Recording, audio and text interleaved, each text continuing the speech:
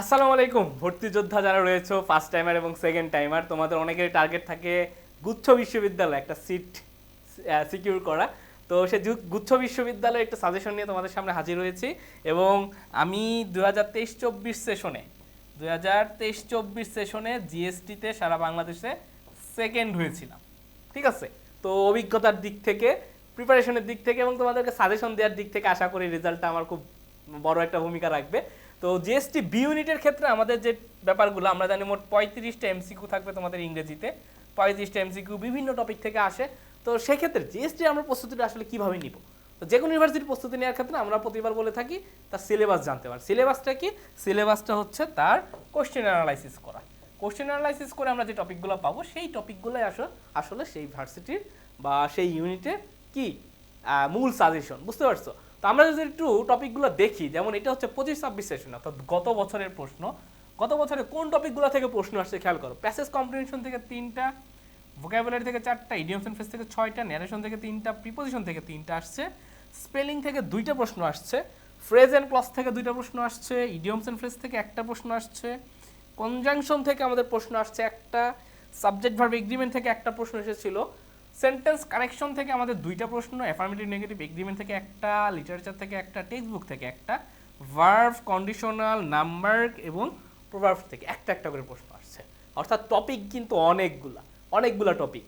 হ্যাঁ, অনেকগুলো টপিক থেকে প্রশ্ন আসছিল 25-26 সেশনে। এবং দেখা যায় কি মোটামুটি গ্রামারের প্রত্যেকটা আইটেমই কিন্তু তারা টাচ করছে। তো জিএসটির ক্ষেত্রে কিন্তু তোমাদের আসলে কোনো টপিক বাদ দিলেই কিন্তু চলবে না। তোমাদের প্রত্যেকটা টপিক খুবই ভালোভাবে পড়তে হবে তোমাদের। বুঝতে পারছো? আচ্ছা, তারপরে 24-25 সেশনের, এটা হচ্ছে আমাদের 24-25 সেশনের একটা স্ট্যাট। আর এইটা হচ্ছে আমাদের 23-24 সেশনের একটা স্ট্যাট, অর্থাৎ আমি যে বছর পরীক্ষা দিয়েছিলাম। ঠিক আছে, আমি এই পরীক্ষা দিয়ে কিন্তু সেকেন্ড হয়েছিলাম। তো আশা করি আমার স্টুডেন্ট হিসেবে তোমরাও কেউ না কেউ ফার্স্ট সেকেন্ড থার্ডের ভিতর থাকবা। প্যাসেজ কম্পিটিশন থেকে 24-25 সেশনে 3টা প্রশ্ন আসছে, ভোকাবুলারি থেকে 9টা প্রশ্ন আসছিল, খুবই গুরুত্বপূর্ণ একটা পার্ট। পার্টস অফ স্পিচ থেকে 5টা প্রশ্ন, নাম্বার থেকে 1টা, রাইট ফ্রম ভার্ব থেকে 4টা প্রশ্ন, ভয়েস থেকে 3টা, ফ্রেজাল ভার্ব থেকে 7টা, সাবজান্টিভ ভার্ব থেকে 1টা, ওয়ার্ড সাবস্টিটিউশন থেকে 2টা প্রশ্ন আসছিল। আর প্যাসেজ কম্প্রিহেনশনে 23-24 সেশনে অর্থাৎ আমার সময়ে 5টা প্রশ্ন এসেছিল। পার্টস অফ স্পিচ থেকে 3টা প্রশ্ন এসেছে, প্রিপোজিশন থেকে 4টা, ভোকাবুলারি থেকে 5টা, ফ্রেজ অ্যান্ড ক্লজ আইডেন্টিফিকেশন থেকে 3টা, রাইট ফ্রম ভার্ব থেকে 5টা, সেন্টেন্স কারেকশন 3টা, ফ্রেজ অ্যান্ড ইডিয়মস থেকে এসেছিল 2টা, টেক্সট বুক থেকে 2টা, ভয়েস থেকে 1টা, স্পেলিং থেকে 1টা, নাম্বার থেকে 1টা। তার মানে দেখো আমাদের জানাশোনা প্রত্যেকটা টপিক থেকেই কিন্তু প্রশ্নগুলো চলে আসছে। বুঝতে পারছো? 35টা এমসিকিউ খুব অনেক বেশি এবং তোমার পজিশনটাকে অনেক দূরে নিয়ে যাওয়ার জন্য কিন্তু খুবই গুরুত্বপূর্ণ। ঠিক আছে, মানে দূরে বলতে কি তোমার অনেক বেশি মার্কস ক্যারি করার জন্য কিন্তু খুবই গুরুত্বপূর্ণ। অর্থাৎ ইংরেজির প্রত্যেকটা টপিক দেখো, প্যাসেজ কম্প্রিহেনশন প্রতিবারই আসছে, ভোকাবুলারি প্রতিবারই আসছে, পার্টস থেকে প্রতিবার প্রশ্ন আসছে, রাইট ফ্রম ভার্ব থেকে প্রতিবার প্রশ্ন আসছে। এবং এটা যে শুধু জিএসটিতে আসতেছে তা না, তুমি যে বিশ্ববিদ্যালয়ে পরীক্ষা দিতে যাও না কেন এই টপিকগুলো থেকে কিন্তু আমার প্রশ্ন চলে আসে। অর্থাৎ জিএসটির জন্য যে আমাকে আলাদাভাবে কোনো প্রস্তুতি নিতে হবে, আলাদা বই কিনতে হবে, আমার মঙ্গল গ্রহ থেকে টপিক কিনে নিয়ে আসতে হবে, এমন কোনো কিছু না। কিন্তু তুমি অন্যান্য বিশ্ববিদ্যালয়ে যে টপিকগুলোর জন্য প্রস্তুতি নিচ্ছ, এই জিএসটির জন্য কিন্তু আমার সেম টপিকগুলোই পড়তে হচ্ছে।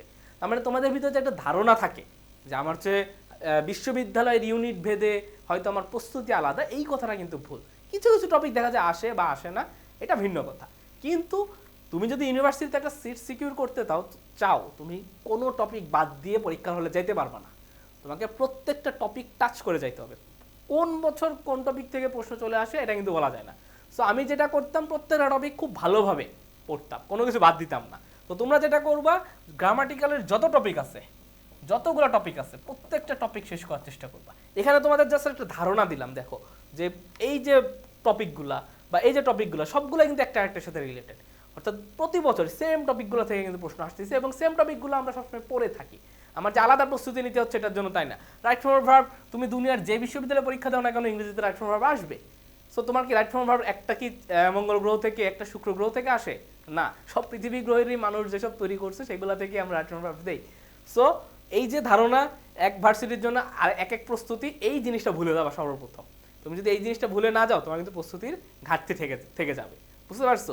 সো অন্যান্য বিশ্ববিদ্যালয়ের জন্য একদম সবাই সেম টপিকের প্রস্তুতি নিবা, প্রত্যেকটা টপিক টাচ করার চেষ্টা করবো। আশা করি তোমাদের অ্যাডমিশন জার্নিটা খুব স্মুথ হবে।